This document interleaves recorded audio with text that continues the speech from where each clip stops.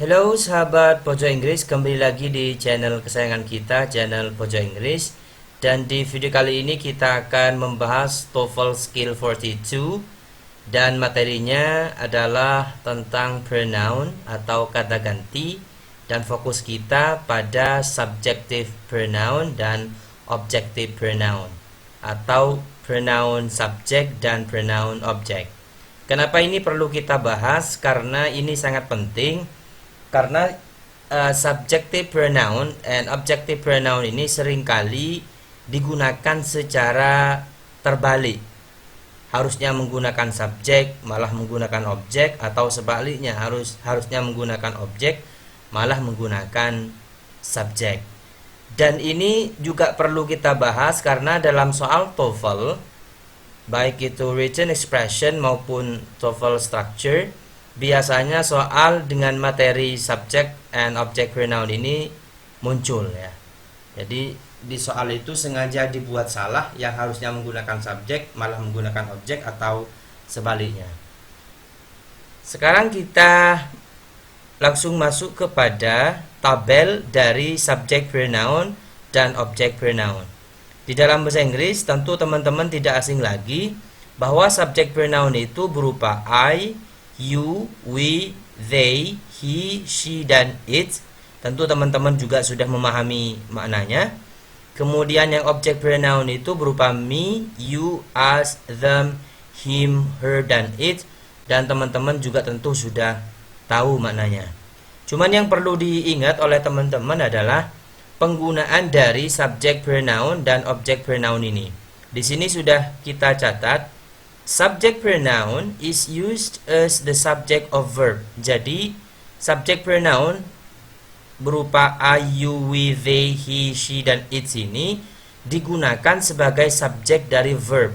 Biasanya letaknya pada umumnya terletak di depan a verb atau sebelum a verb. Adapun object pronoun berupa me, you, us, them, him, her, dan it ini can be used, bisa digunakan as the object of a verb, sebagai objek dari verb, terletak setelah verb, or the object of preposition atau objek preposition. Jadi object pronoun itu fungsinya atau posisinya bisa dua, bisa menjadi objek dari verb atau objek dari preposition. Artinya kalau ada preposition, kemudian setelah preposition memerlukan pronoun, maka pronoun yang digunakan adalah pronoun berupa objek. Compare the following two examples. Bandingkan dua contoh di bawah ini. Ini antara penggunaan subjek dan objek ya. Karen purchased the TV to Dave. Ini menggunakan noun semua masih ya. Karen ini berupa noun person, the TV ini noun thing, Dave noun person.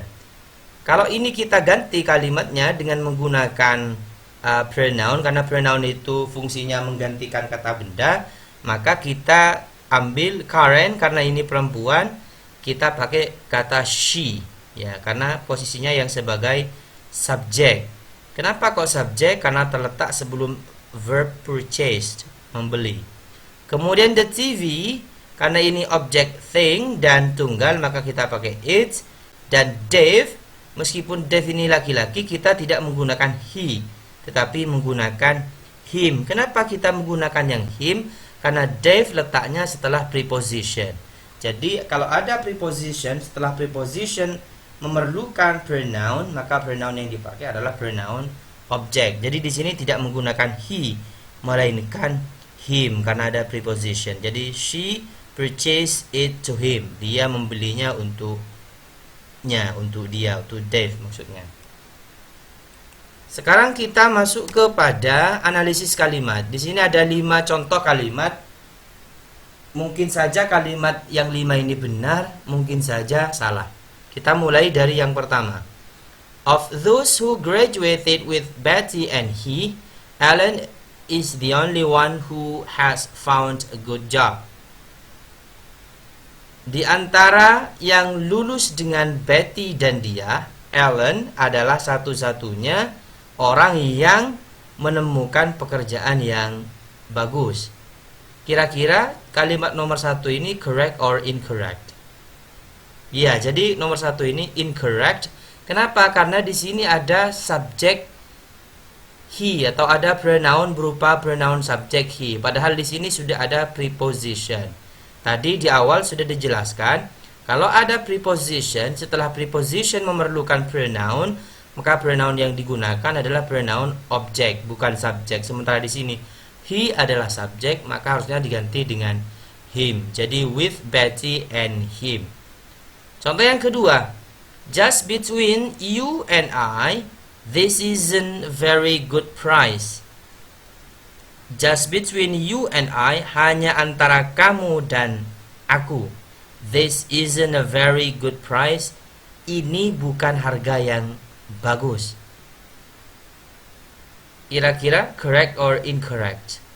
Ya, jadi contoh kalimat nomor 2 ini adalah incorrect. Kenapa? Karena di sini lagi-lagi ada pronoun subjek berupa I. Padahal di sini sudah ada preposition kata between.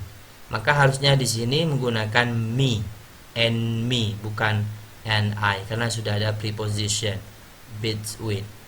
Contoh yang ketiga, the cake is from Jane and the flowers are from Larry and us. Kira-kira ini salah atau benar? Correct or incorrect? Ya, jadi kalimat nomor 3 ini correct karena di sini sudah tepat ada us menggunakan objek karena terletak setelah verb. The cake, kue itu, is from Jane, dari Jane, and the flowers, dan bunga-bunga itu, are from Larry, dari Larry, and us, dan kita. Nomor 4, I didn't know that you and her were working together on the project. Aku nggak tahu bahwa kamu dan dia sedang bekerja bersama di proyek itu. Kira-kira kalimat nomor 4 ini correct or incorrect? Ya, kalimatnya incorrect. Kenapa? Karena di sini ada pronoun berupa objek. Padahal di sini harusnya menggunakan subjek. Kenapa? Karena di sini ada verb. Jadi kalau sebelum verb atau subjek verb itu apa? Pronoun yang terletak sebelum verb itu harusnya menggunakan pronoun subjek. Jadi harusnya di sini bukan her tapi menggunakan she. Jadi kalimatnya I didn't know that you and she were working together on the project. Jadi kalimatnya salah yang nomor 4 karena ada her, sementara di sini ada verb.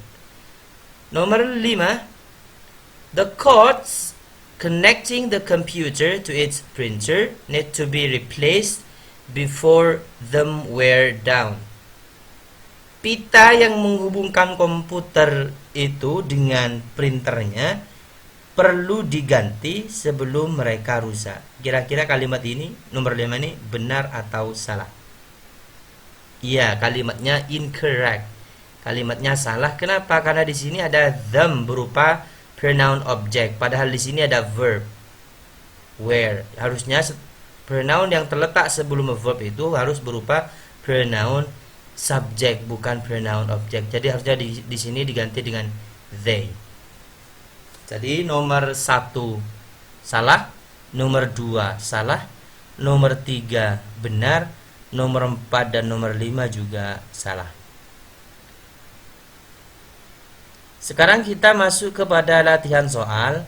Soal yang pertama, the experiment proved to my lab partner and I that prejudice about the result of an investigations are often unfounded. Kira-kira antara Alpha, Bravo, Charlie, dan Delta yang salah yang mana? Kita awali dari yang Alpha ya. Jadi Alpha ini ada kata NI. Di sini menggunakan subjek I, apakah sudah benar? Coba kita lihat apakah di awal ada preposition. Ya, jadi yang Alpha jelas salah ya, karena di sini ada preposition berupa to, ya. Jadi juga ada verb di sini yang mengawali. Jadi setelah verb itu biasanya ya objek atau ada preposition to, harusnya objek. Jadi yang Alpha yang salah. Jadi Alpha harusnya diganti dengan me. Jadi the experiment proved to my lab partner and me that prejudice about the result of an investigation are often unfounded. Maknanya, the experiment, percobaan itu prove, membuktikan, to my lab partner, ke partner labku, and me, dan kepadaku, that prejudice, bahwa prasangka about the result of an investigation, prasangka tentang hasil dari investigasi itu, are often unfounded, sering tidak berdasar. Jadi yang salah yang alpha karena menggunakan pronoun subject. Harusnya yang dipakai adalah pronoun object karena ada preposition to, juga di sini menjadi objek sebenarnya karena ada verb proved. Soal yang kedua, according to Amazon legends, men were forced to do all of the household tasks for the women warriors who governed and protected the cities for they. Alpha were forced, Bravo who, Charlie protected, Delta they. Alpha jelas benar ya, were forced bentuknya pasif, subjeknya men, ini verb bentuk pasif sudah benar. Kemudian who menjadi subjek, ya, connector sekaligus menjadi subjek verbnya ini, govern sudah benar. Yang Charlie protected sudah benar karena ini paralel dengan yang ini, verb 2, governed. Di sini juga verb 2. Berarti yang salah yang delta. Kenapa delta salah? Karena menggunakan pronoun subject. Padahal di sini sudah ada preposition berupa for. Maka harusnya di sini for them. Itu saja barangkali untuk materi kita pada video kali ini. Semoga bermanfaat. Kalau ada pertanyaan bisa ditanyakan di kolom komentar. See you next time.